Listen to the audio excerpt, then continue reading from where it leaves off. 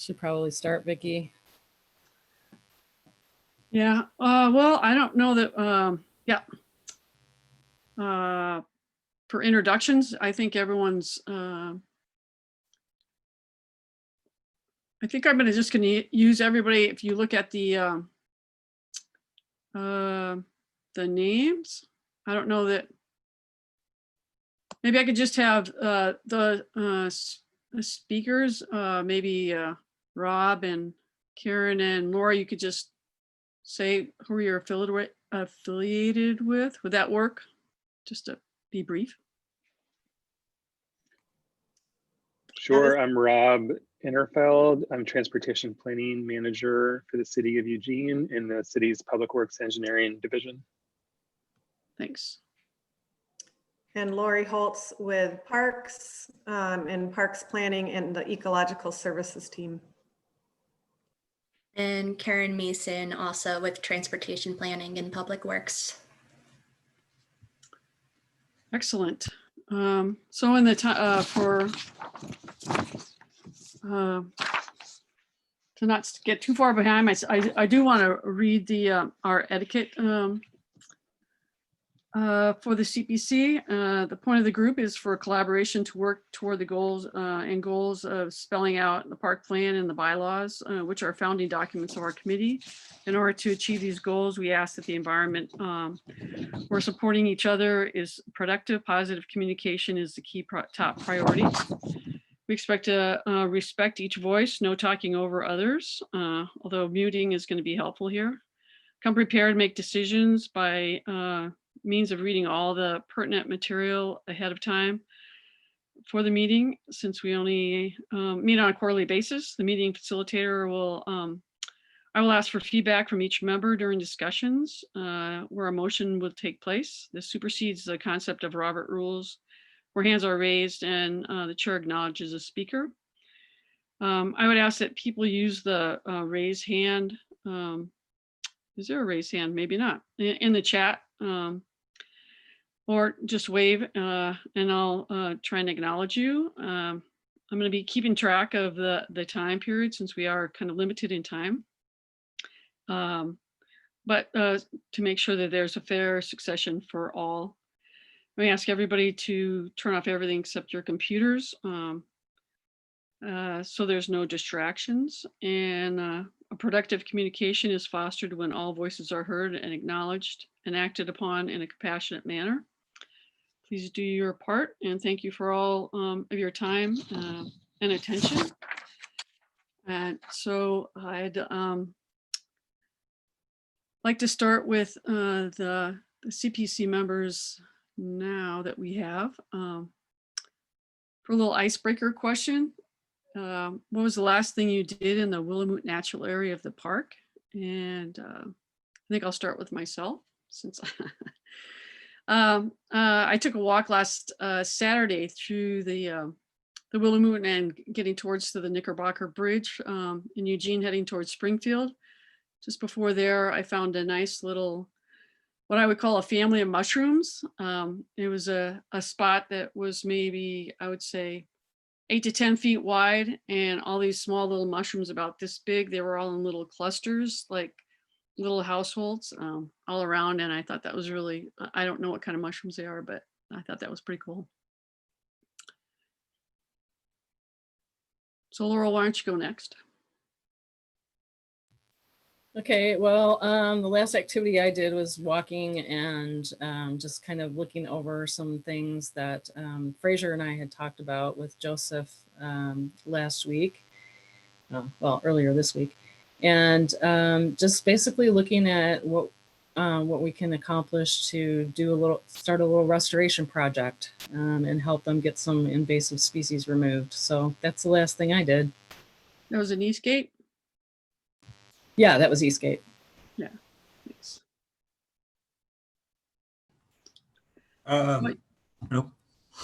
I spotted a fox recently in the park, and that's the first time I've seen a fox. So I was pretty excited about that. Cool. How about you, Charlotte? The last time I was in a park, I took all that brush that was from, I don't know what, in Eastgate, and I piled it behind Lock Me because there's people that are making a big pass on either side of Lock Me, and we need to do something to get them to go around the stone. So I piled up a bunch of brush. Laurel, is it still there? It was the last time I looked. Fraser, was that still there when the work crews were there? Okay. Yeah. Okay. So Terry, why don't you tell us if you've been in the park? Oh yeah, I walked there on Wednesday. I walked there at least twice a week. And mostly what I saw was the geese. Ah, lots of them. How about you, Nicholas? I actually did a trash pickup through Nearby Nature this morning. This is the last time I went through the park. Oh, nice. Yeah, looks pretty pristine there right now. Not too much litter on the side of the big old east-west path. So yeah, it's looking pretty nice over there. Excellent. Hey, Chris. Hi, sorry I'm late. I just got off work. No worries. Thanks for joining us. Yeah, thanks for joining us here. Let's see, what time is it here? 42. So I think what, does anybody else have any other panelists? If you had a walk in the park recently you'd like to share?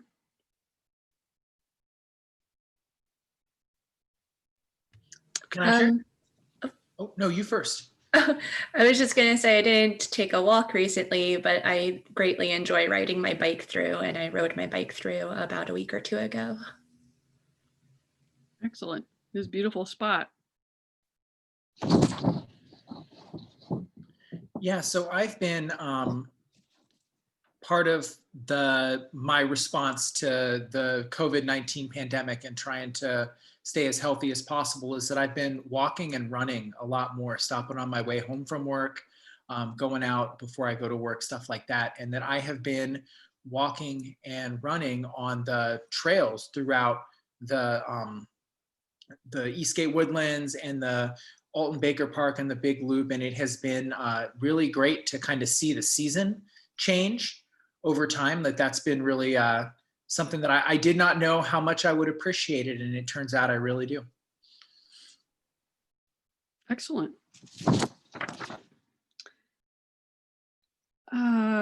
So I think we're going to have to hold off on approving the minutes because we don't quite have a quorum for everyone to agree. So if we can, I'm going to push that a little bit further down the agenda. Okay. I'm good with that.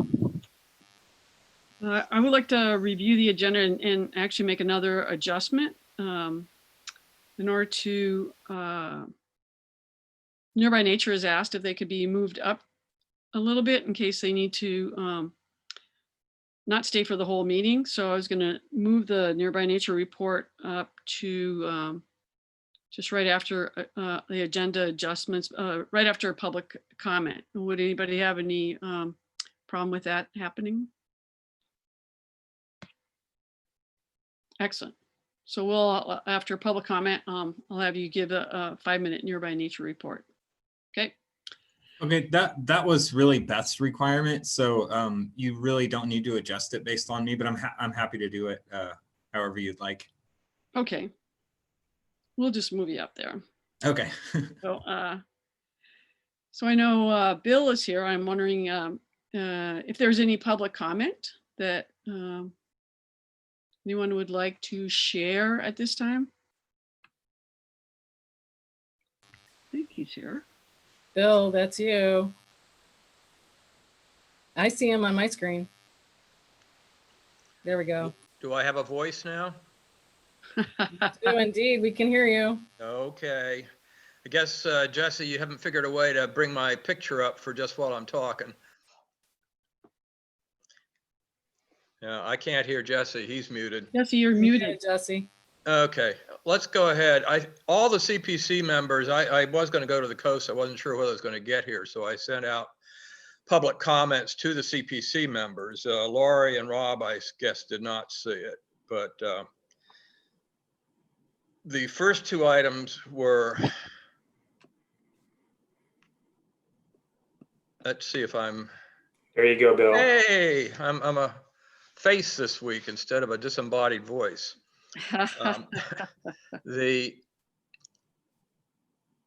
My first two items were related to the next two items on the agenda. I had them on my list before I saw them on the agenda list. The first is concerning motorized vehicles in the park. I think it's a much bigger issue than just the CPC and the WNA, but I think you've all seen my notes.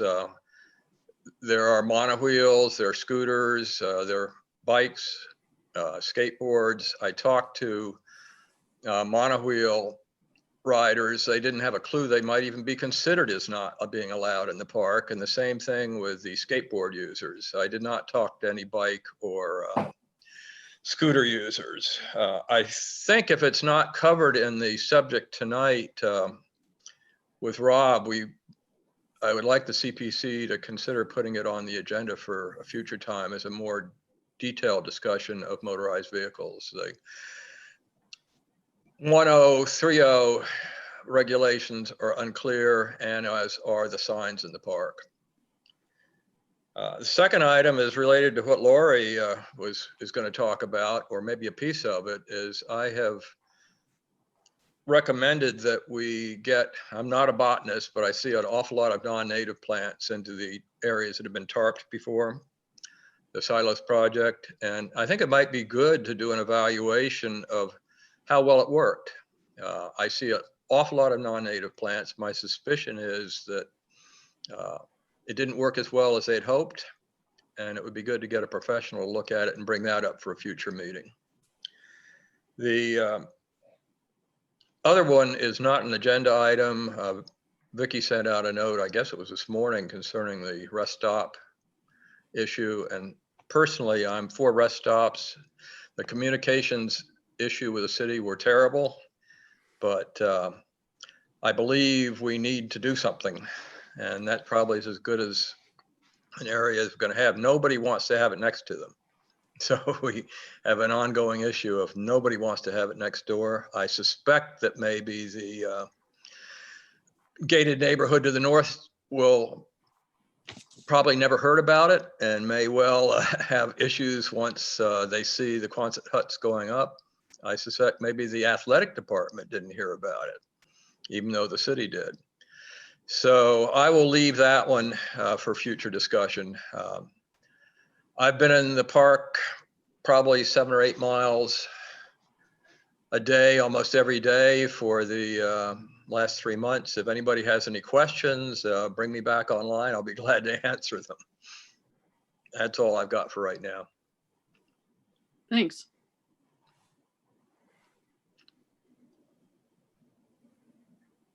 So I was hoping we'd have a few more people join in here. So I think what we'll do is, I don't think there's any other public comments. I believe, Bill, you're the only one of the public for now. So, which is good because we were a little bit ahead of the schedule here. And so I'd like to start the discussion for e-scooters. And Rob, we've allocated 20 minutes for the presentation and question and answer. So if we can stay pretty close to that, and I'm hoping that we'll have more members that will be joining in. So. Okay, thanks, Vicky. I'll try to be pretty brief, so there's plenty of time for discussion. And hope a lot of you probably already know what I'm going to tell you, but I think it's just good for everybody to be on the same page. So this past July 13th, this Eugene City Council passed 2 ordinances on micromobility. One was to allow the licensing of electric micromobility providers in Eugene. I'm sure you're all familiar with these kinds of devices that have been introduced into other cities like Portland by companies such as Lime and Bird. And the second ordinance is to allow electric micromobility devices. And what micromobility are devices that are less than 3 feet wide and then can go no more than 20 miles an hour under electric power. So these include electric scooters, one wheels, electric skateboards, electric bikes. So the other ordinance would allow, that passed would allow electric micromobility devices on shared use paths in Eugene. And as part, and of course, except with the exception of the Whilamut natural area. And as part of this item, they also passed a motion that was brought by Councilor Alton Zelenka. I'm going to read it to you. I move to direct the city manager to seek input from the Whilamut Citizen Planning Committee about the allowance of electric powered micro mobility devices on all or a limited number of shared use paths within East Alton Baker Park, then to schedule a city council work session to discuss the possibility. So just to take a step back, the reasons why we're looking at this are mostly twofold, which is around getting people to drive less in Eugene primarily, and it's around meeting our goals on climate change and on increasing the percentage of active transportation in Eugene. The city's transportation system plan calls for a tripling of active modes by 2035. And I'm sure most of you are familiar with the city's very aggressive goals around reducing our greenhouse gas emissions from motor vehicles. Surveys in other cities have found that in the neighborhood of 40% of people who ride electric scooters would otherwise have used a motor vehicle to take their trip. We did quite a lot of public outreach in terms of like looking at what an electric scooter share program should look like in Eugene to meet our community's needs. And so Karen, who's on this meeting, she's here to answer questions you might have about the work we did. It's all been posted on the Engage Eugene website. And we really looked at like 3 areas of what we think are important criteria. So when we have companies applying to be one of the 1 or 2 companies that offers their services through a 1-year pilot program here, there was the area of sustainability. So this is like things like ensuring that the scooters they bring to town are repairable, that they're recyclable. We also want to make sure that they can't be locked up, have a trip ended near the river, so that someone else can't come along and drop a scooter in the river. So the rides would have to be ended further away from the river. Other areas of criteria were social equity and safety in terms of for both the riders themselves and the other people that are interacting with them in the transportation system. We can go into that more if you have questions. So when Councilor Zelenka introduced his motion, he talked about the need to travel through East Alton Baker Park in order for people to get back and forth between Eugene and Springfield. And we know that going along Franklin Boulevard is not a good option right now for people traveling between Eugene and Springfield.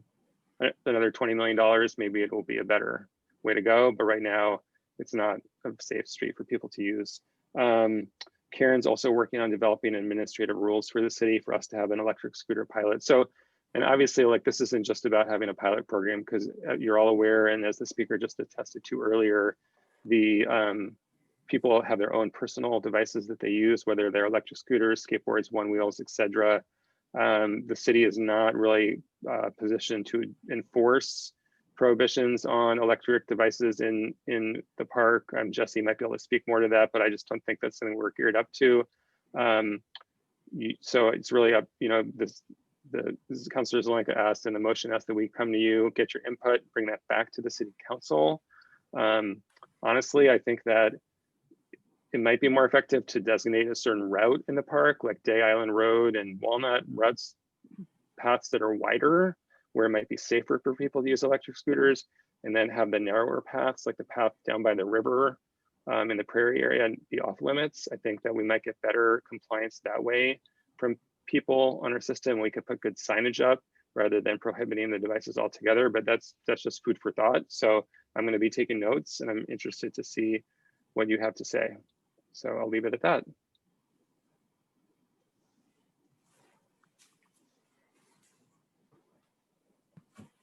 Well, I'd ask, I think we shared a list of our concerns. I think I shared it with Jesse on what, and so I guess I'm wondering, it's pretty obvious and specific in the park plan that it's stated in a few spots that motorized transportation is banned from the park, basically. And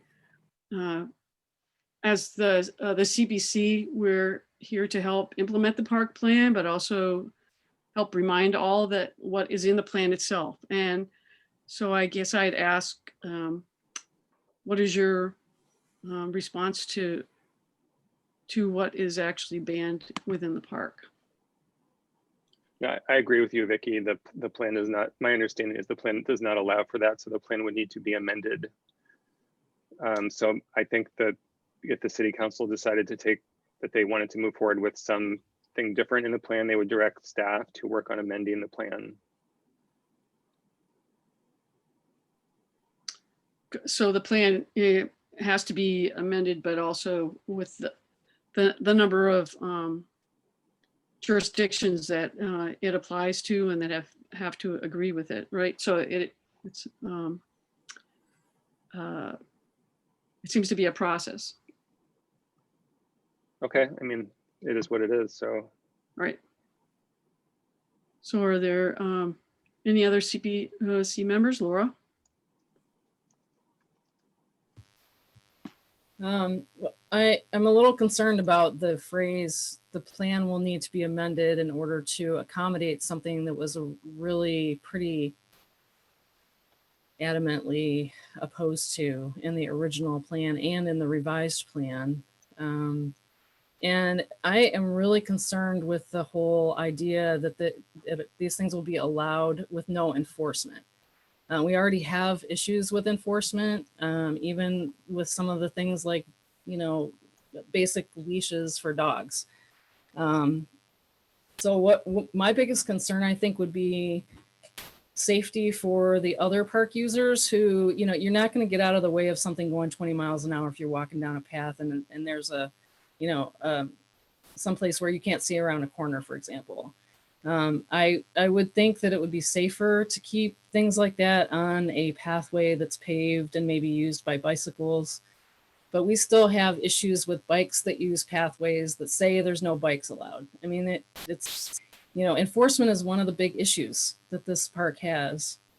And also I would like to remind everyone here that this is not just a park, it's a natural area. So we've got, I think part of the CPC, at least from my perspective, one of our jobs is to take into account the wildlife needs. It's not just other park users, because there's habitat there that fosters the wildlife. And if the wildlife are not considered in this, then that is, I have a problem with that. But again, I think the enforcement is really where I would have the biggest issue with this, because we can't have people, it seems like we shouldn't have allowing more and more transport devices coming through there and no enforcement of that, of the rules. So that would be my biggest concern, I think. You know, one thing I can add is that if this would just apply to shared electric devices like by company, like Bird or Lime, but they can be what's called geo-fenced to only be allowed to operate on certain paths. So that is, just so you know, so for example, like if electric scooters are not allowed in the park in East Alton Baker Park at all, then we will just geo-fence that out and you will not find those company scooters in East Alton Baker Park. Otherwise, for people's personal ones, it doesn't apply, but I just want to point that out, but that would apply to a company's scooters that are here. And so it could be, they'll apply to the whole park, or it could apply just to certain paths in East Alton Baker Park. And I would add to that, with the geofence, we could, for those shared scooters, we could lower the speed limit with the geofence so that they could not exceed, for instance, like 12 miles per hour. Well, I'm just gonna speak. You know, my impression when you said the safety, I went, are you thinking, I agree with Laurel, are you thinking of the safety of humans or animals also? Because we get roadkill in this park, and yeah, I'm concerned about the animals that would get hit and the noise and the speed. As for the noise, a lot of these devices are quite silent. It's not like an combustible engine. And yeah, I'm sorry, that's what I have for that. Right, and gasoline-powered scooters are still not allowed on paths in Eugene.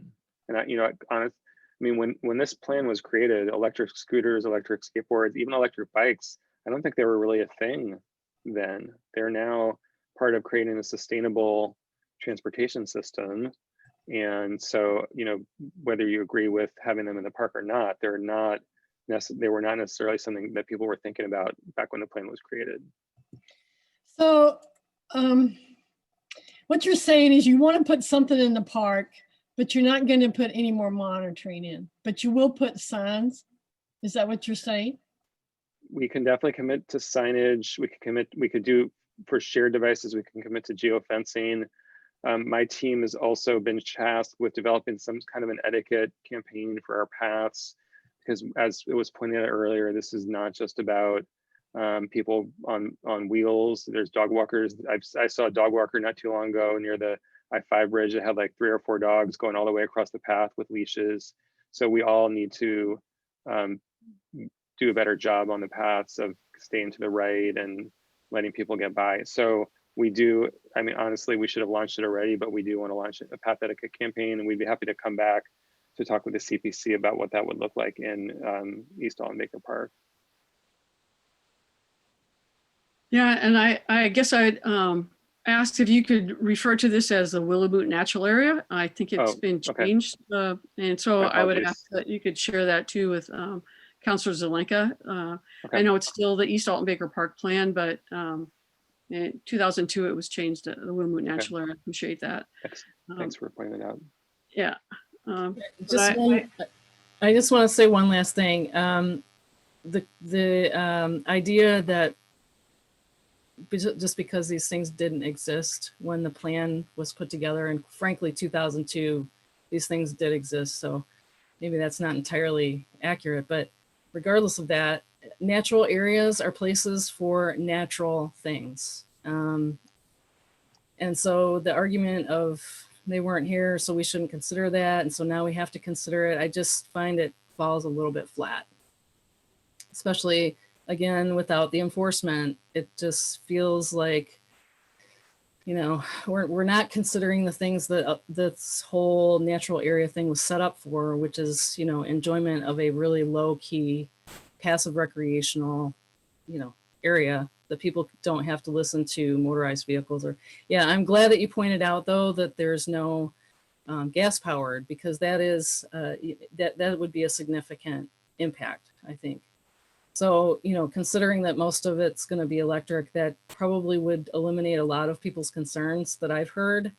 But I still think, if we can't have some kind of way of keeping people from violating a lot of the rules that are already set in place, it's going to be problematic. Just to be clear, like part of the reason I'm suggesting having certain paths in the park be designated is I think that we may get better behavior that way than just prohibiting the devices altogether, because there may be some people who are going to be like, well, I'm going to ride through, this isn't the way I'm going, so I'm just going to ride through here. But if it doesn't stay on Walnut and Day Island, which are pretty wide, I mean, they're former roads, that that can cover, and most people are going east-west through the park. I mean, there's also the north-south Autzen path, which is a little problematic because I said most people, that's if you're thinking about, there's kind of 2 axes. There's the people going back and forth between Eugene and Springfield. That's east-west. That lines up pretty well with those roads. Then you have the students at the U of O who live in sort of the Chase Gardens, Duck Village area who are going to campus. That's probably a little more problematic because it's on that Autzen path, which is a little narrow, a little curvy. However, it does have lighting on it, which I don't know what the rationale was for allowing lighting on that particular path when that decision was made. So, to me, those are probably the key corridors. And then there's just a tricky section near the north end of the Frohnmeyer Bridge around, like, how would you connect?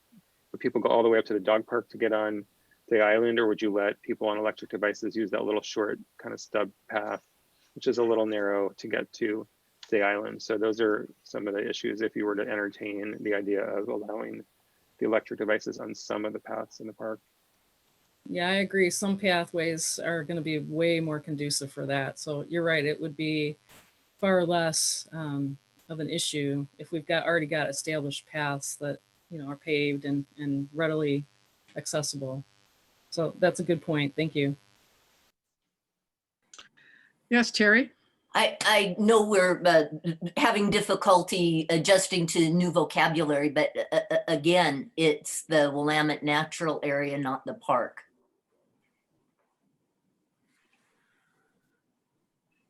Thanks. And I know there are some gas-powered bicycles that do go through the park. And like you had said, you know, we've stated in this meeting that enforcement is pretty much very low. So you know, I think it just brings up a lot of concern, and especially when we were trying to support the park plan. So I think we might need to have a few more discussions. But I ask if any other members that might have just come on, does anybody have any other comments that they want to, or questions for Rob or Karen to consider for the e-scooters?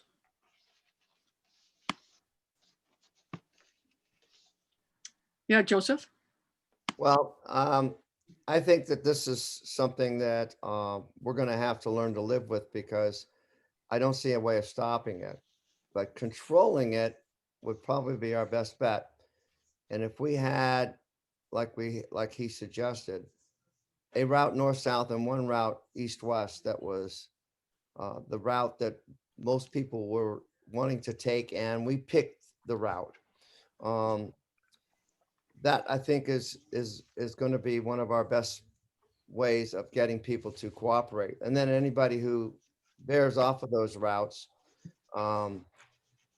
again, there's no personnel to enforce. I mean, nobody has the funds or the personnel to have somebody in there all the time. It's going to be a commuter issue most of the time, early in the morning and the evening. Is that true? Or are they doing it all the time? Karen, any thoughts on that?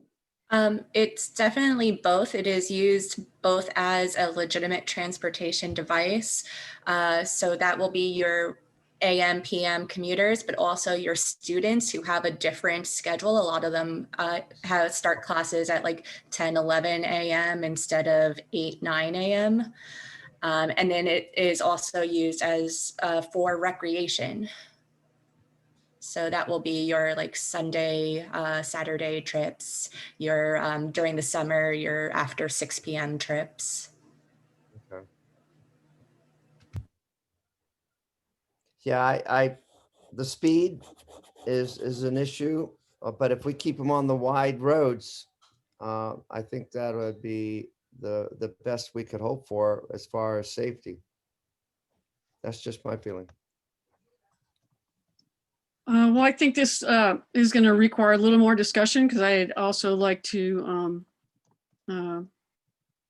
suggest also that we have to have a little more discussion, I think, within the CPC, but I'm wondering if it's also considered if there would be, say, a trial period that it shows that it's just not going to work out with what is happening, say 6 months or 8 months. But again, I think it's, it would have to be in conjunction with discussing the park plan, which has been needed to be reviewed for a very long time, but that's a long process and there's a lot of parts that are in there. And so I guess what I'd like to do is kind of wrap this up and just tell you that I think we're going to have more discussions with, say, the Government Relations Subcommittee, maybe a little bit with outreach, just the whole CPC, because we were waiting to hear what you're going to bring to us and what information. And I don't know if there's any. I guess I'd ask if you could share what the the motion was from Counselor Zelenka that we would have that information also. But if there's no other questions, or Eric? Thank you, Vicki. Just one question for Rob. With respect to the geofencing, I'm not as familiar with how these systems are set up, but to Karen's point, is there a time of day component to that geofencing as well? There is capability to set it for certain times. Great, thanks. It's good information. So Vicki, I guess to wrap things up, I'm happy to come back to another meeting of yours. You know, I think they'd like for us to get back to City Council at some point. I don't think there's urgency around it. Maybe after your next meeting, we could take what the CPC comes up with and bring that back to the City Council. When do you meet? How frequently do you meet? Quarterly. So Okay. our next meeting will not be till January. Okay. Yeah, but it's not like we don't communicate in between those. So Sure. if there's a plan, I guess I would be open to sharing, and that we want to hear as much information that we can glean from it to make educated decisions and a recommendation. Jesse, did you provide them with the language from the motion? Yeah, I did, Rob, Okay. but I'd be happy to send that back out to folks. Okay. I did send that to you initially when this came up back in July. Oh, okay. Could have been a while. It was a while ago. Maybe August. Yeah. Well, thanks, Rob and Karen, for Sure. coming in and sharing the information. That's more info than I had before. Thanks. Okay. Sure. Thanks for having us. Appreciate Thank it. you, Rob and Karen. We'll hopefully see you in January. Thanks. Okay. Bye. Thanks, Rob. Thanks, Karen. Thanks, Rob. Thanks, Karen. So I guess we're still with the old agenda. Will, I didn't get you on there. So I think I'd like to move on and have Lori come on and give a presentation about fauna in the Whilamut Natural Area. Thank you. Bear with me for a minute while I figure out how to share. Oh, my files aren't showing. No. I haven't done this with Zoom before. So anybody who has tips? You have the whatever it is, Word document or something. Or Screen? Do I just do my screen? Nicholas, if you have help. Oh yeah, okay. I was just about to suggest just that. All right, perfect. So you can see that. Yep. Yeah, now scroll over to the left there to your plan on your tabs up above. Thank you. Yeah. Yeah. Okay. I am just going to give a really quick overview of where we are with some habitat enhancement work. And then, as I mentioned to a few folks that came on early, I didn't get any very specific information about what I was being asked to present tonight. So I just thought I'd give an overview and then delve in a little bit to the Shrub Savanna work, which I know was the topic of interest early in 2020 before the pandemic hit. And I had done quite a bit of work last fall in regards to that. So of course, and we've been talking a lot about the 1996 plan. That plan had some basic information about the natural area, but really not a lot of details. Although it did articulate that there needed to be a more developed plan, which the city hired a contractor to do, and that was completed in 2005. And that's the cover I'm showing here. That plan went into a lot of detail, broke the site down into many different habitat and subhabitat units, and is very detailed. And really was a broad, kind of a long-term planning document, but for practical on the ground implementing in-house on a year-to-year basis. Didn't really have any timelines attached to a lot of the work, which is appropriate for that kind of a document. And so then with discussions in-house, you know, as our program became more sophisticated, we realized that a number of our natural areas needed sort of more specific management plans related to how we're managing our natural areas. And so in 2015, I worked closely with the rest of our neighborhood natural area resource team, of which this park is sort of managed under that resource team. We met multiple times, we had many discussions, and I did pretty detailed review of the 2005 plan, and we put together this 5-year plan. And again, this plan is really an internal document that we use to guide our work, but it's basically implementing the goals and objectives that were identified in the 2005 plan. It's something I've made available to the CPC in the past, and it's certainly available to the public. But it's really kind of the goal, the purpose of it is to guide our work. And that could be Jesse's crew's work, as well as the work I do overseeing contractors and or potentially bringing grant funding in to do larger projects. That plan, I'm not going to go into the details. I just threw a couple of pages up here. We had 5 primary goals that we identified. Each one with several objectives, and those are summarized on page 16. The first 3 were based on the primary habitat regions in the park, which for ease of management and description were basically some of the habitats that were identified in the 2005 plan were lumped. So anything that was considered a prairie, upland prairie habitat fell into goal 1 in this plan. The shrub savanna habitat was part of goal 2. Goal 3 related to the riparian forest area. And then in this case, 4 related to the historic orchards, which there was a lot of interest at that time in having that be one of our goals. And then the final one was involving community involvement and stewardship and fostering relationships with the CPC and others. So again, just an overview. And then the document breaks down each of those goals into various objectives and tasks. And then we put a timeline. In some cases, those were actions we were taking every year, but in some cases we gave ourselves annual deadlines. We also tried to prioritize those. And again, I'm happy to make this available again. However, it is, our 5 years are up.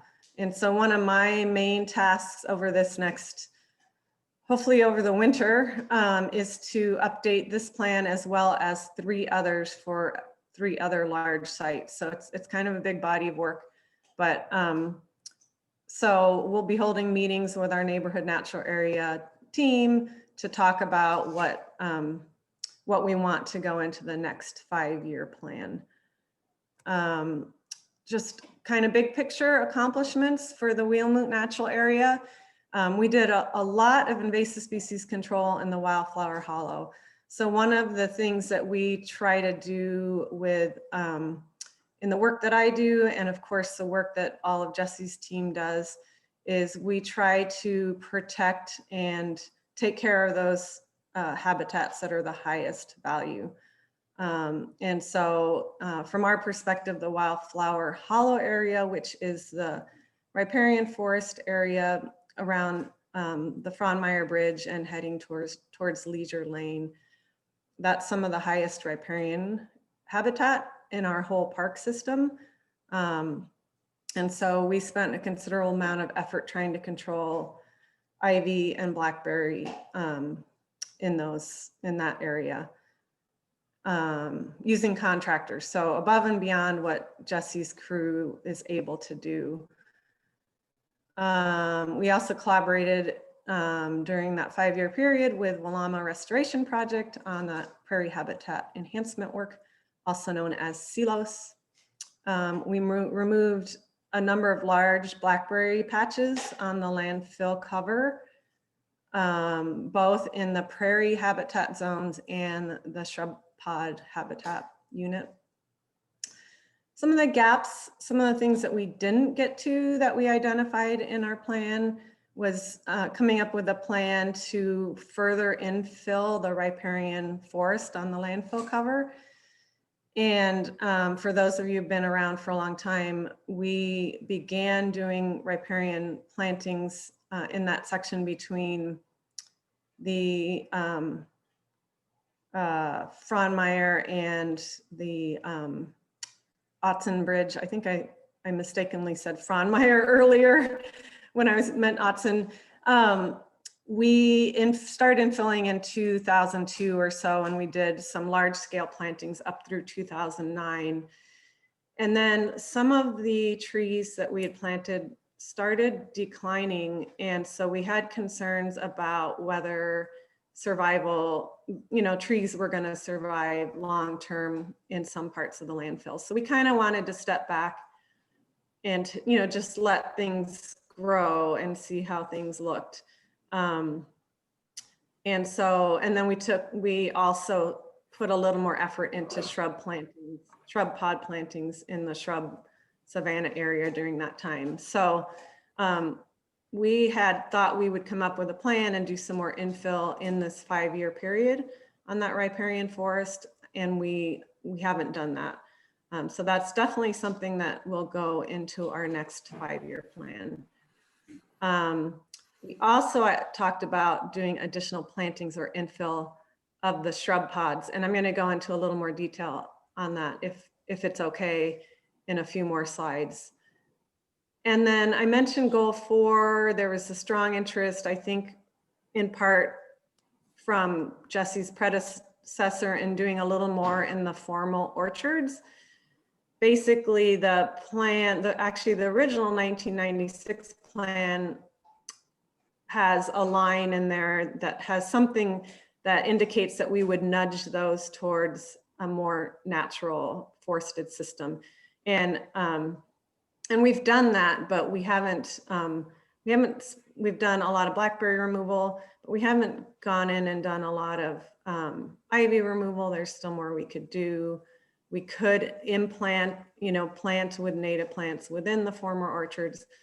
But again, we've chosen to focus on the higher quality habitat areas with our limited resources. So the Shrub Savanna unit, if you look back the 2005 plan, there's a description, as I mentioned, of all the habitat units have fairly nice descriptions. By definition, a savanna is typically 5 to 15% shrub or tree cover. In the case of this habitat unit, it was articulated that that should be primarily shrub cover, but that it was okay to have occasional native trees as well. The total acreage for that area is 16.6 acres, and I'll pull up a map here in a minute. So last fall, I did both a desktop GIS exercise as well as I spent several days out walking around the landfill cover, identifying species. And I came up with these totals that are shown here. We currently have, well, as of a year ago, a total cover of all trees and shrubs of 1.76 acres, or about 10.6% cover. Of that, the total for native trees and shrubs is 1.34 acres, or 8.1% cover. So we're right there in the middle of the goal, which was 5 to 15% cover.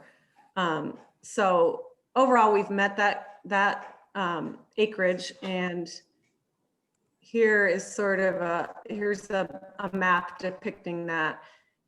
You don't necessarily need to look at all the detail as far as what shrub pods were planted when, but basically anything that's green or yellow is either a patch of native vegetation or a shrub pod. The shrub pods are the ones that have the outline around them, and I just did different colors to show the different years in case anybody was interested in that. But we basically have 19 shrub pods now, and they are scattered across. Actually, a couple of them, some of them ended up outside of this. This black line represents the original, the line from the original 2005 document outlining the Shrub Savanna area. And so, and also shown here are the red patches, which are patches of non-native, in some cases, pretty highly invasive species, primarily English hawthorn. So in summary, we have 19 shrub pods. We've planted 579 shrubs. These were all watered for 3 summers. And we did not, and there also includes 6 white oaks in the northernmost shrub pods.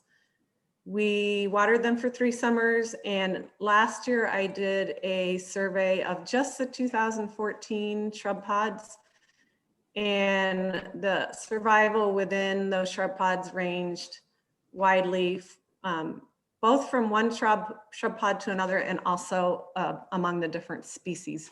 So we had some shrub pods that only had 40% survival and some that had 90% survival. I will point out that 2014, 15, and 16 were extreme drought years. So even with summer watering, native species, especially on a thin soiled site, can, not make it. We also don't know, we've never tested the soils. We didn't test the soils before we did these plantings. We don't typically test soils. So, and then I just threw a little slide in here to show, in fact, the data that you can get online showing the drought, extreme drought conditions, which is represented by the dark red here. So, so next steps for the shrub savanna, even though we have 8% cover, some of those shrub pods, the shrubs are still fairly small. And so when I did the percent cover, I was looking at the outer perimeter of those shrub pods. So you could argue that because they're not very dense yet, that the cover is lower than is reflected in my data. And so certainly it would make sense to infill those or expand those perhaps. And then we could also plant additional shrub pods. So that would be my recommendation. And actually we had thought we were going to do some infill planting this past spring with the NCCC program.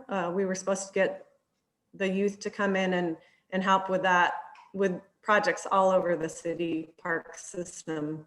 But because of COVID, that didn't take place. So we are looking forward to having an NCCC group come in early 2021. And so that'll be a good labor source for us to get additional shrubs planted. My proposal is that we do a few, probably 1 or 2 additional large shrub pods, and then we focus on infilling some of the ones that are a little sparse. And then the 2014 shrub plantings in particular seem to struggle a little more, and I think it might be their location as well as the drought conditions. But my recommendation is that we look to maybe infilling some of those pods with some pollinator species. So some wildflowers that can help sustain some of our pollinators through the summer and early fall months. And then of course, there's more invasive species control to be done. The total acreage of non-native woodies that I found last year was about 2.5%. And that was not including blackberry because we'd mowed out most of the taller blackberry by last fall.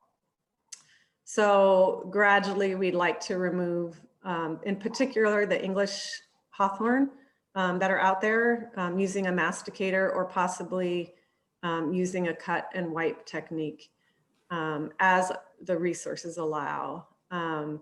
We'll continue to mow out blackberry patches because, as everyone knows, if you don't keep them mowed down, then they just will grow right back. So we'll continue to do that through our annual mowing program annually, or at least once a year. And then next steps in general for habitat enhancement, as I mentioned, we'll be working on the next 5-year management plan. And that'll be primarily myself working and collaborating with with Jesse's crew and some of our other park staff. And then I'm not sure how much Jesse's talked about this, but the bond did identify the Alton Baker master planning process as an item that would be funded with the parks bond funding. Carolyn Burke with our parks planning is currently the lead on that. It's a number of years off, and her best guess at when that'll get kicked off would be in 2023. And it seems like we're going towards using consultants for these types of planning processes these days, just because of short staff and because some of those consultants are really pros at leading this public process and doing the collaboration. So that could, will be a multi-year process and will certainly involve the public in input on that. And that's it. There's one of our lovely shrub pods. Any questions? Thank you so much. That was quite a bit. I'm going to actually start off because I have a couple of questions. I'm wondering when you actually plant the shrubs in different areas, because I know it's the soil over the landfill cap is kind of sketchy. Do you ever put fertilizer or any kind of soil amenities, I would imagine, to help give them a little head start, or is it just whatever's in the pots from the native plant nursery?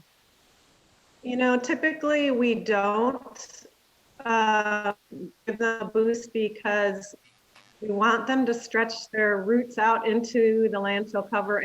And in general, with most native plantings, you don't fertilize because they're native plants and they should be able to grow in the soils. As you mentioned, these soils are likely not good topsoils because of the way they were brought in to cover the landfill.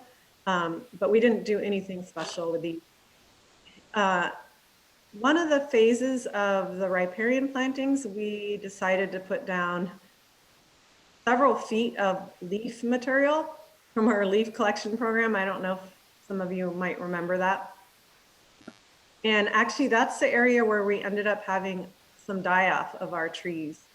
And so we've kind of decided to move away from that and haven't used that for the shrub pods. So we just plant directly into the soil and then we mulch it really heavy with wood chips, both for weed suppression and for moisture retention.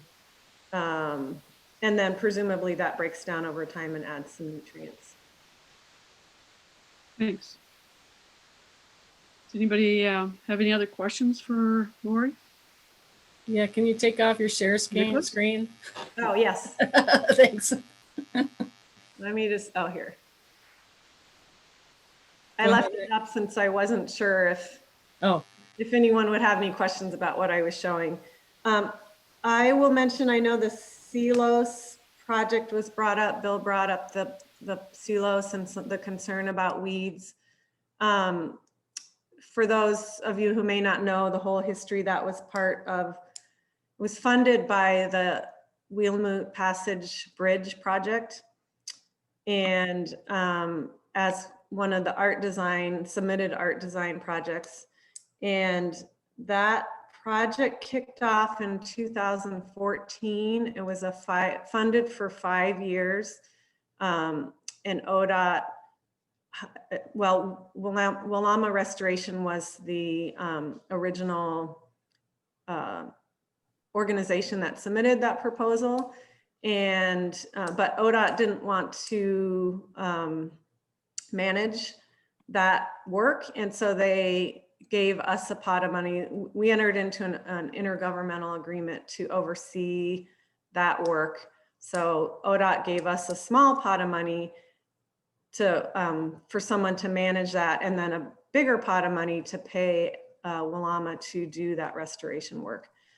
And so that work took place from 2014 until May of 2019 was when that was completed, as was articulated in the IGA and the contract that we had with ODOT. And so I oversaw that. I submitted submitted regular reports to ODOT, and Whilamut was required to submit quarterly reports to me before I would pay them. And the payments were identified in the ODOT agreement, and there were certain, goals that they had to meet. However, there were there's no requirements for Whilamut to be out there for forever. Whilamut is very interested in that site. They always have been, and I think their goal was and probably still is to maintain that long term. However, no one anticipated a pandemic. And I think, so step back before the pandemic, last summer, and I believe it was summer, it might not have happened till early fall.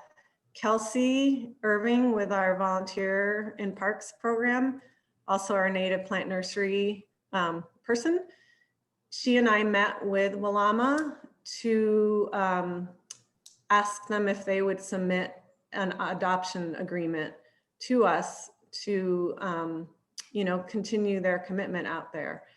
And we put that together. We worked with them to put it together, and then it's waiting their signature, and that's when the pandemic hit. And so Kelsey and I have not heard back from the Whilamut folks. I know they had to lay some folks off.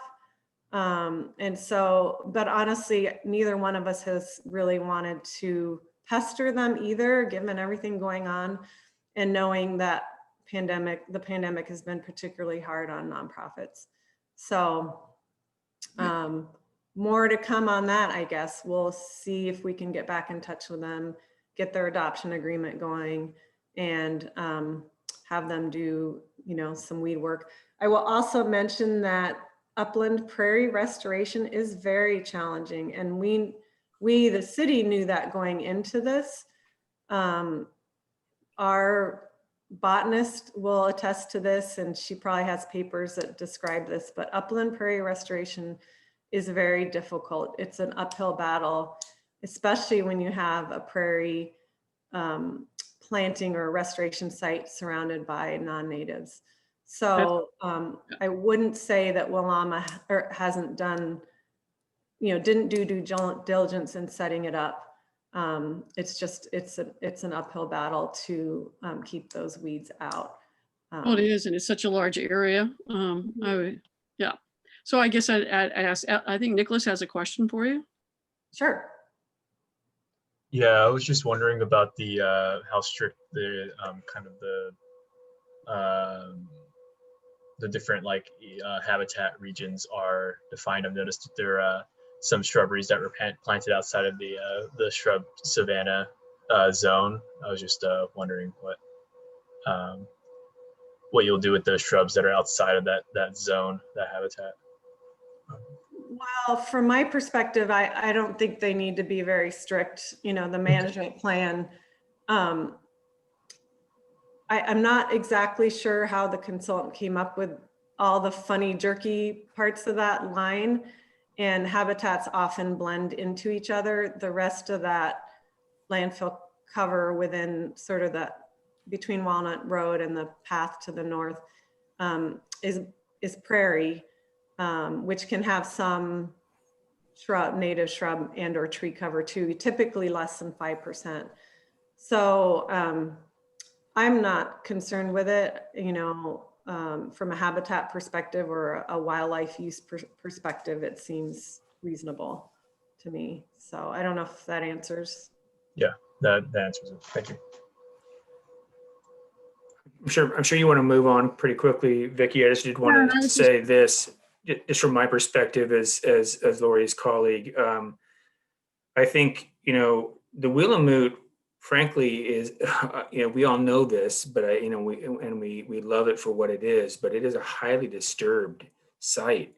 And what we did through this project was we moved the needle from 100%, 99% non-native cover to an area that now has native species in it.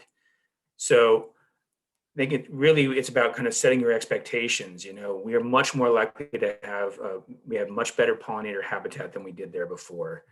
We have many more native species that are on this site that have the potential to seed into other locations in this site in the future, even if we do nothing else there. So I think, you know, from my perspective, it's absolutely a success. We will always have weeds in the Whilamut natural area forever, for the rest of, you know, it's just, we should all just accept that. And what, you know, what we're about doing really is helping to move the needle and diversify, you know, these habitats, even if it's slowly and incrementally. That's way better than the alternative, right? So. Thank you for that, Jesse. And let me just add too that I should have mentioned that one of the primary goals of the CLS project was stewardship and reaching out and involving not just the community, but school groups. And Nicole in particular with Whilamut worked really, really, really hard. She even wrote other grants to continue her work, bringing school kids out there. And we all know with COVID that all of that work with school kids is so much more challenging right now. And so, but I can't help but think that she touched a lot of lives, a lot of youth with her work out there during those 5 years. And so there'll be youth out there that are hopefully carrying this on in their future as well. Thank you, Lori. I'm wondering too, so much, Lori. If I see there's some non-video participants, and I'm not sure if there's any CPC members that I don't know how they would be able to voice or raise their hand or whatever. Is I see that numbers going down. So I was Jesse, do they just speak up, or how do you? I think anybody has the ability to unmute themselves or show their video if they choose. Oh, I see. Okay. So some of them, okay. I thought maybe calling in, I wasn't sure. Yeah. So does anybody have any last minute questions? I think we're doing well. We better go. We better get going, Vicki. Thank you, Lori, for coming in and telling us an update there. Yeah. Thank you, Lori. Thank you, Lori. So You're very welcome. Thank you. Will would be next, Nearby Nature. So if you can just summarize in 5 minutes what, I appreciate your report. I think it was pretty detailed, but if you have any highlights you wanted to mention or things that came up since then. Sure. Thank you. And thanks everyone for having me. Yeah, just a few highlights here. Since COVID-19 hit, our staff has been working mostly out in the yurt or virtually. So we've been working to convert our nature hut, which is basically just a storage shed, into the new office. And it's moving along pretty quickly. A lot of work. We had electricians here today. We're going to start insulating and putting the walls in pretty soon. Yeah, so that's pretty exciting for both the staff and the park host family, because we won't have staff coming in and out of the house anymore, which is definitely a bonus. Not that we minded it too much before, but and recently lost an employee, Angelina. She decided to leave. She was our Learnscape and garden manager. She got just too busy with her flower business. And so now me and Grace are kind of splitting up those responsibilities. Grace has a lot of gardening experience, and I have some gardening experience and a lot of landscaping experience. So we'll work together on that. Let's see. Yeah, we're working to paint one of the sheds that's in the city yard that's facing our property, to put a mural on the back of it, and we'll get kids involved with that. It'll be a lot of fun. The smoke, the wildfires were bad for everybody. Basically, the only thing, what I did as a preventative measure was to just run sprinklers all over the Learnscape, keep everything damp in case a spot fire started in the field or something like that. Let's see. We recently covered the Learnscape with a new layer of cedar chips. So it smells really nice. I did, in my initial report, I said graffiti had seemed to decrease. I've been by the bridge recently, and that is not the case anymore. So we'll be working on that shortly.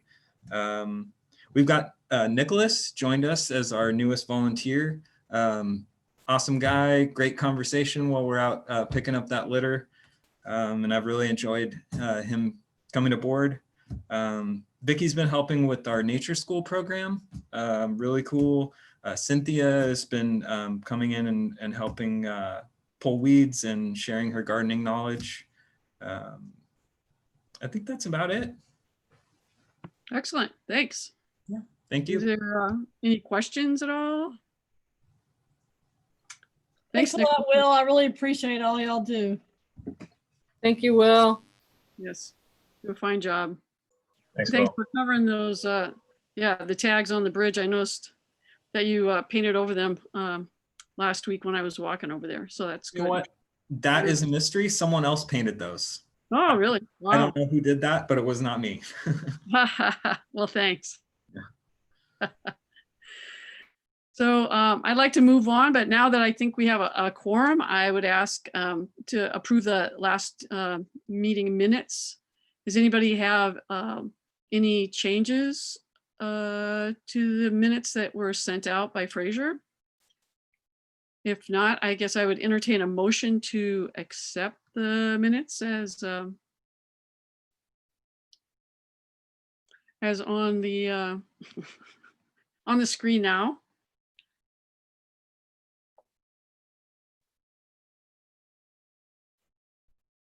Would anybody like to make a motion to accept the minutes?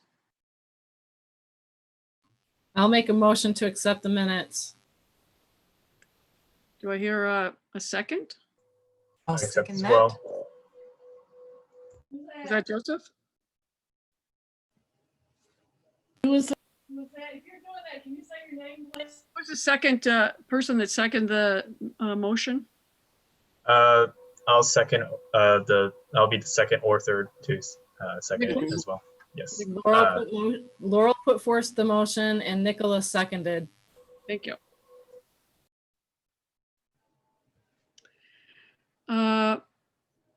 Do I have any, how about all members, if you're up for it, why don't we just put our thumbs up to say we vote for them? Okay, looks like majority there. So minutes have passed.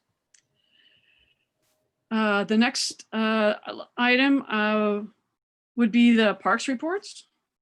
So I thought we could, hope everybody appreciate both Jesse and Fraser sending those out so that we could read up on them. And I again ask Jesse, if you could just take 5 minutes, you have any highlights you want to discuss or bring up if you're there. So, yep, there you are.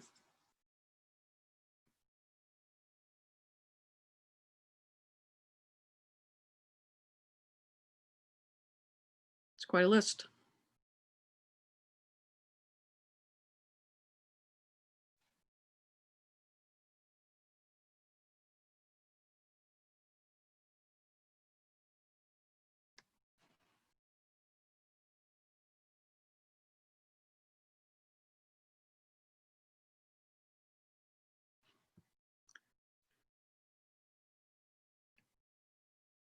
So if you're trying to speak, I don't hear you. You might be muted.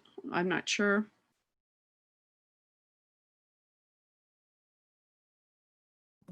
Sorry about that, you guys. So yeah, I was trying to speak. I appreciate you telling me that.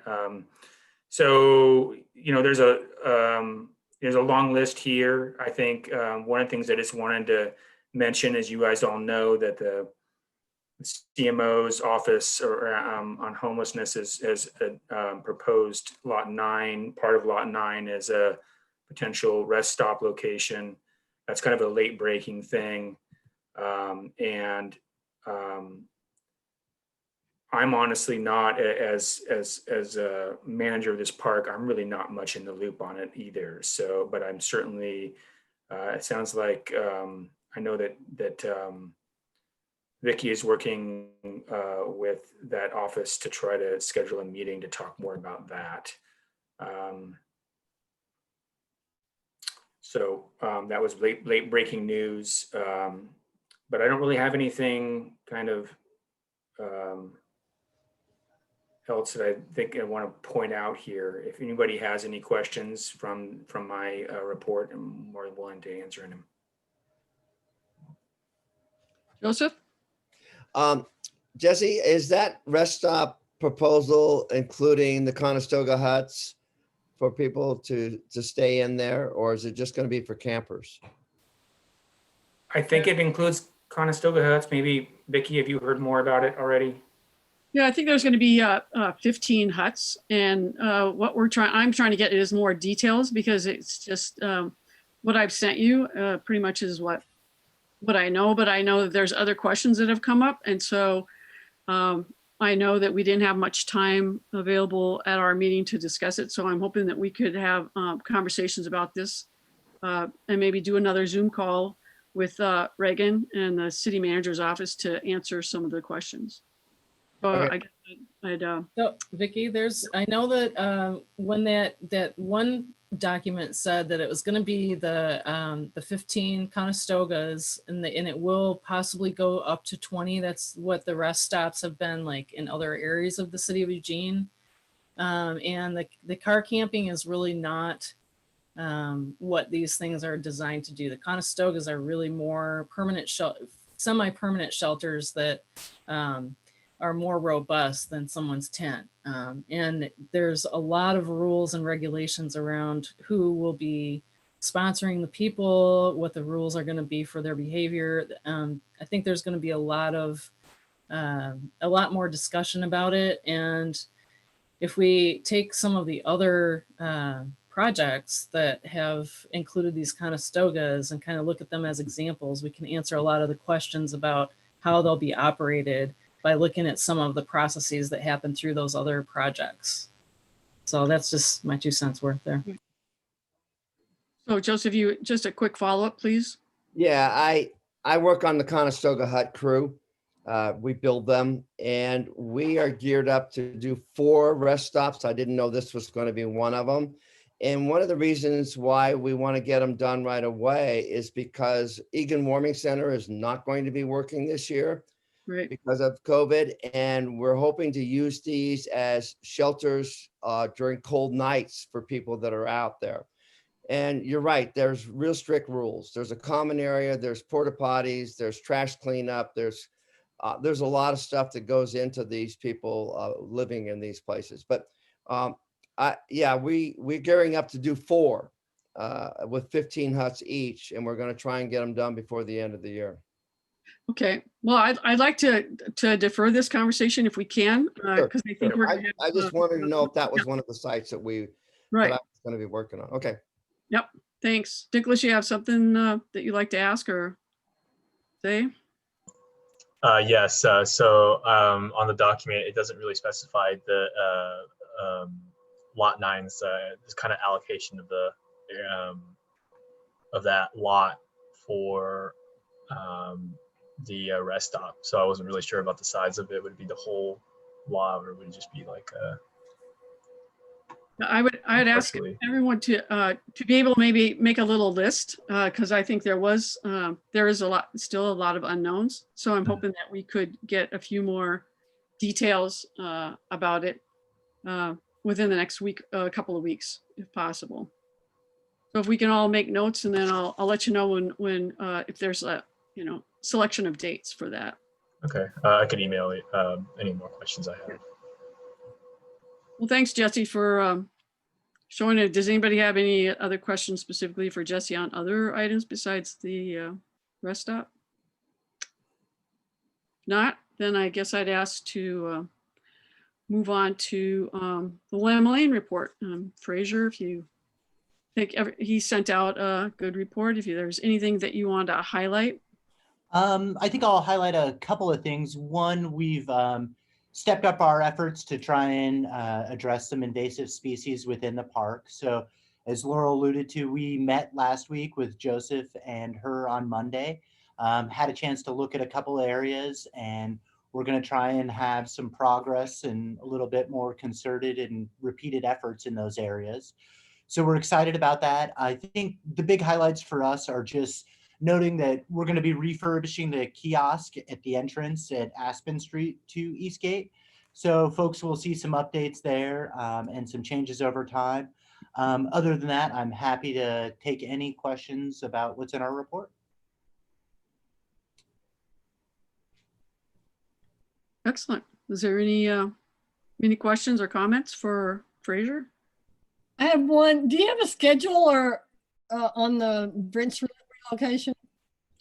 No, Charlotte, that was an issue that based on our feedback from the CPC, we kind of tabled short term. I think it's something that we'll probably pick up with next season.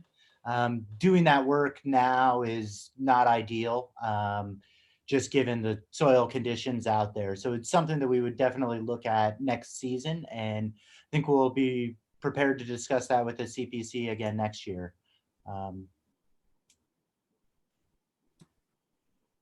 Excellent. Thanks. And I did send out a map, and maybe that we'll talk about that in subcommittees about the relocation of the memorial bench. But I do appreciate Willamette Lane's efforts and all to help us move forward with that. So if no one has any questions for Fraser, then I think I will move along to the subcommittee reports, and hopefully Laurel can give us an update on the Talking Stones subcommittee report. Yeah, thanks, Fraser. Appreciate that.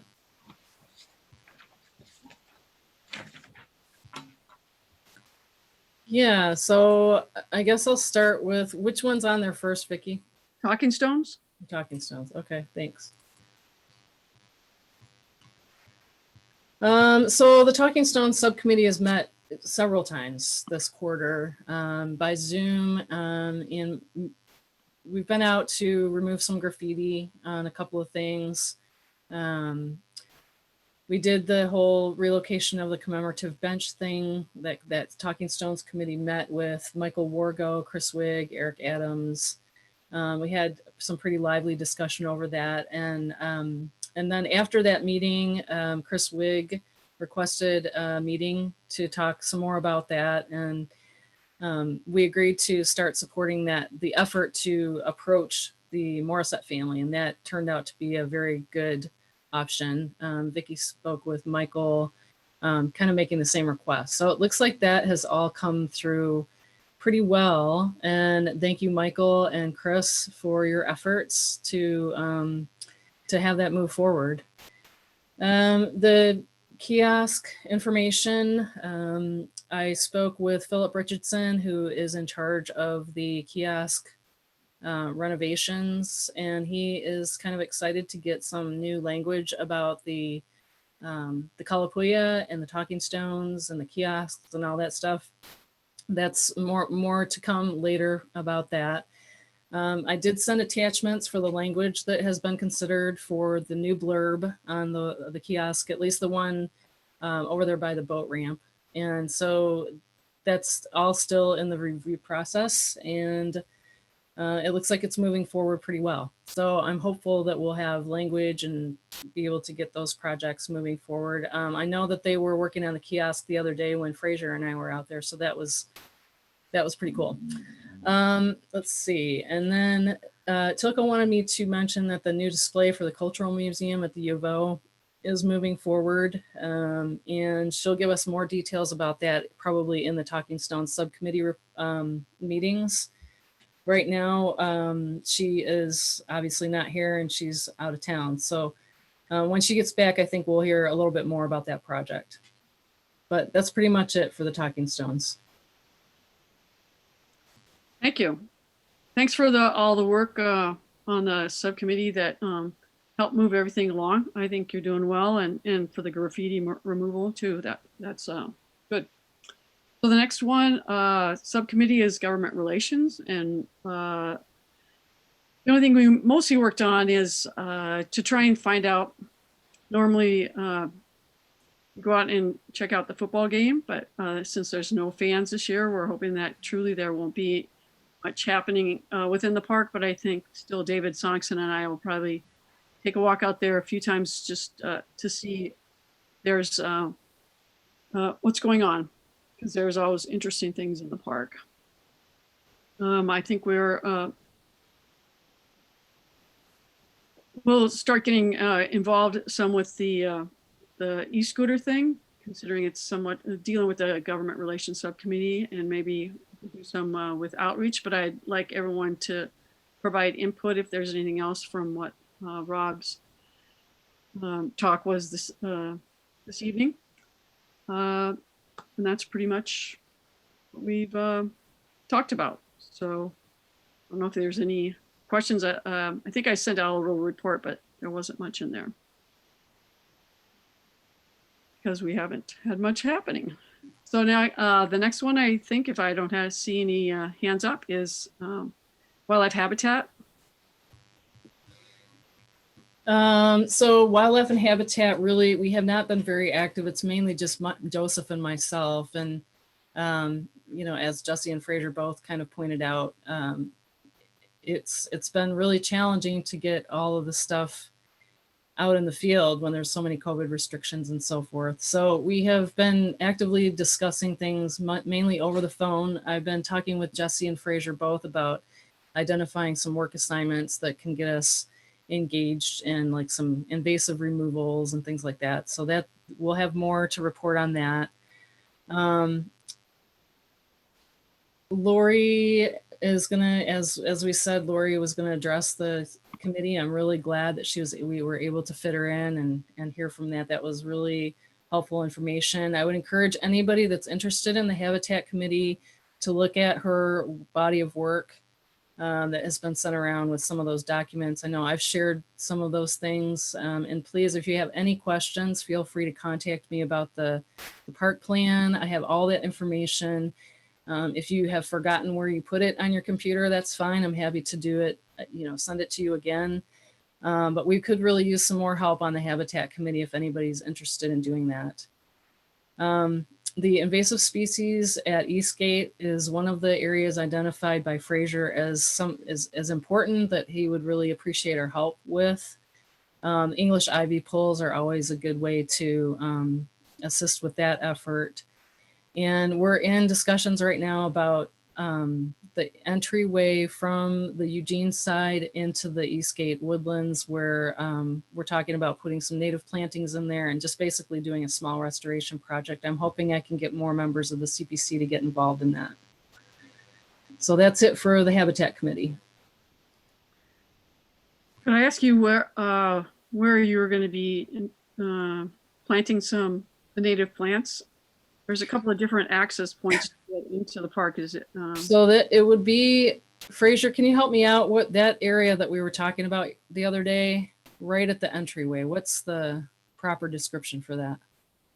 Great question. I would call it just right below the Whilamut Passage Bridge. So right as you come over from I-5, the furthest south you could be in the Whilamut natural area. Oh, so along the river part, then not the canoe. Yeah.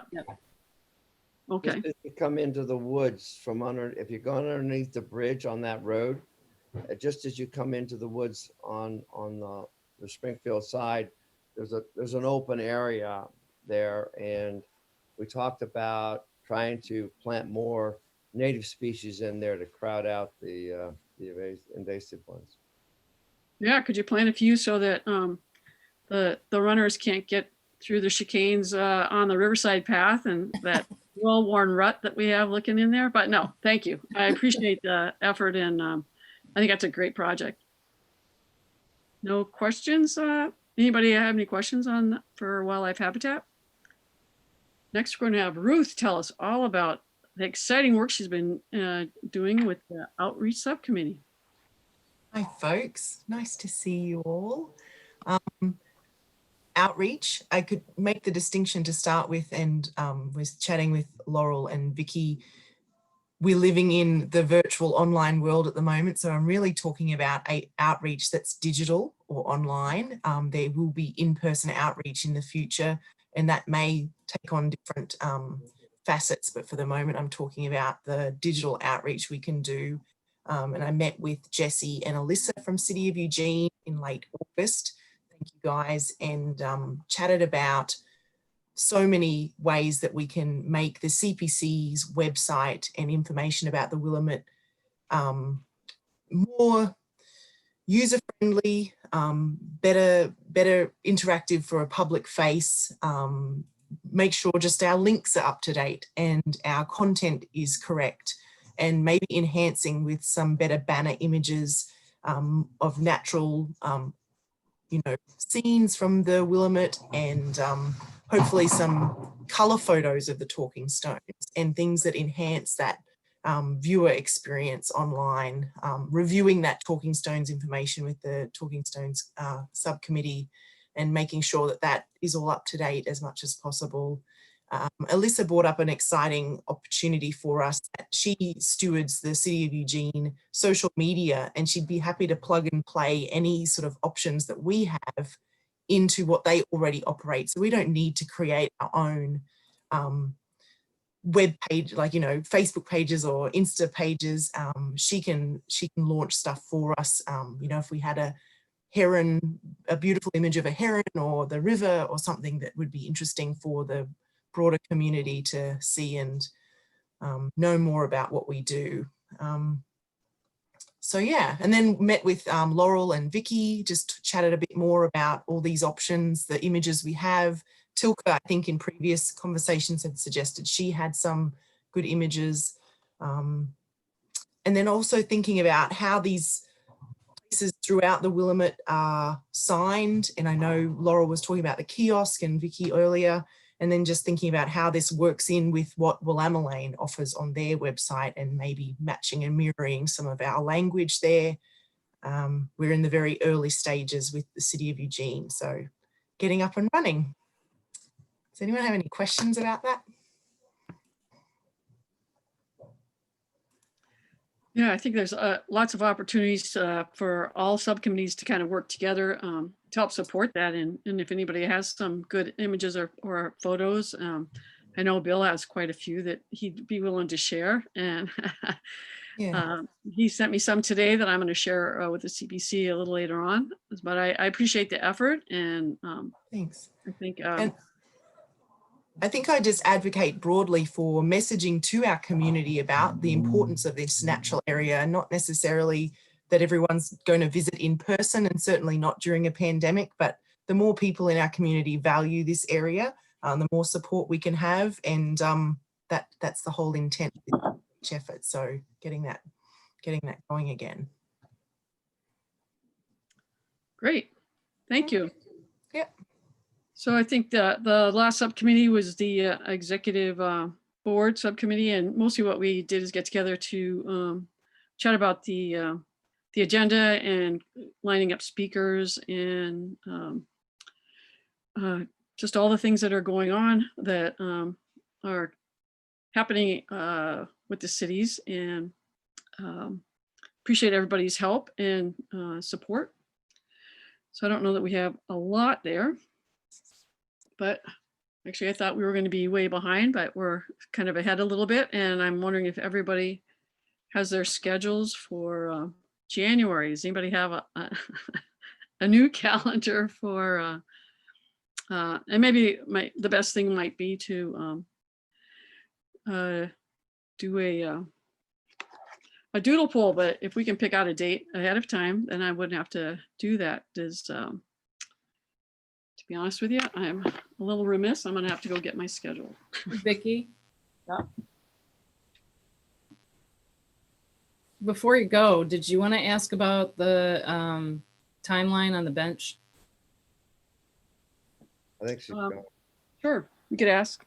Fraser or Eric, do you have any idea of, when the timeline for moving or relocating the bench? I know there's 2 sites that Michael had sent me pictures of, and I'm not sure. That would be one question. Yeah. Yeah, timeline right now is somewhat dependent upon any feedback that the CPC would like to offer in terms of the 2 locations that we drew concepts of. I mean, it's essentially the same general area right there off of the pedestrian only path. Just as you start heading west from the kiosk at the boat ramp.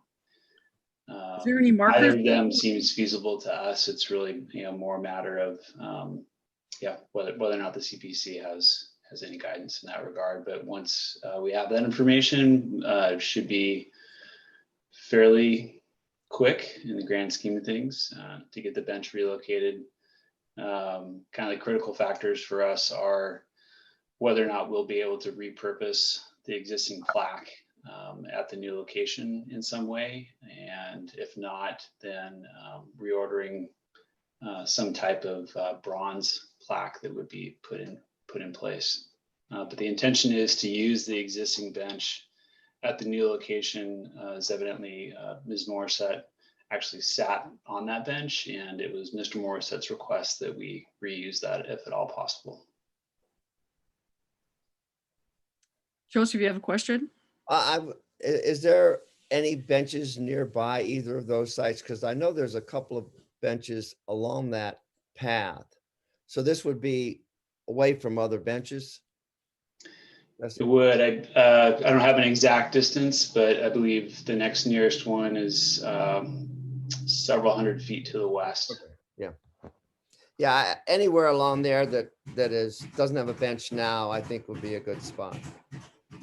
Is there any way of having some kind of stake or something, or is there one if we walked over there right now, is there any way of knowing where exactly the location is? Can somebody put a stake in the 2 places? We could, certainly. I can't guarantee it would stay in place for very long. Unfortunately, in our experience, those things tend to go away somehow.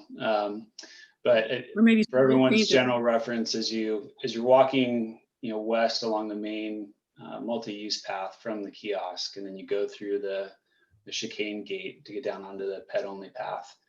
As you continue heading west, it kind of makes a gradual bend to the right and starts to parallel the river frontage at that spot. There's a little informal footpath that kind of heads down to the water's edge right there. The concepts that we sent to you would be, one on either side of that informal little dirt footpath. So. Oh, okay. Yeah. And the bench would be oriented to look out towards the river. So Eric, on the whole path, if you start there on the Eastgate side, what percentage, is it a third of the way over to all the way through the path, or? Okay, so you pass one talking stone or not? Do you pass the first one on the right or not? Do you remember? No, you don't. It's before. So it's really not very far from the chicane. It's before Ghani. Okay, and there's a path going to the. It's probably going to be not that hard to find then. Yeah, I would say it's within the first 60 to 80 feet after you've gone through the chicane. Okay, and I didn't get that from the pictures. So let me just make this clear. The 2 sites are right at that path on either side of that path. Yes. Okay, so that wasn't clear to me. Okay, I didn't know they were that close to each other. Okay, I think I can find that. So it's on the river side of the path, or it's across the path from the river? Is it of the path? It would be on the river side of the paved pedestrian only path. Facing the river. Correct. Yeah, that was the biggest challenge, is figuring out where it is. And now that we have a location, I guess we'll we'll try and get out to check that out. Appreciate it. And Bill Melanie had a question about if it was near the Heron Rookery. I don't know if anyone knows exactly where he's talking about.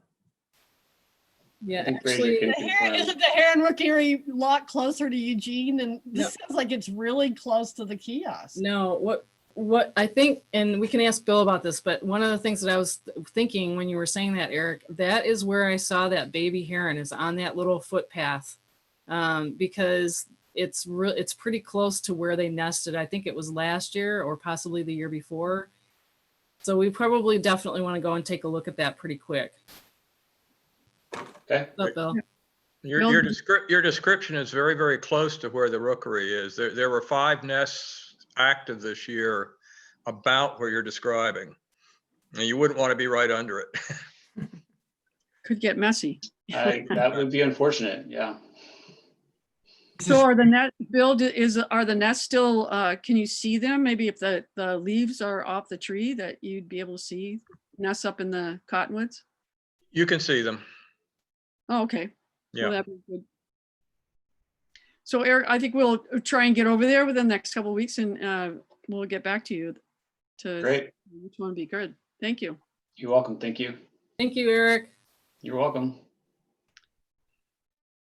So I'm looking in January. We have normally had it on Thursday, but I don't know if there's people that have challenges with it days of the week. I know it's going to probably still be a virtual thing. So we can plan for that and maybe a miracle would happen.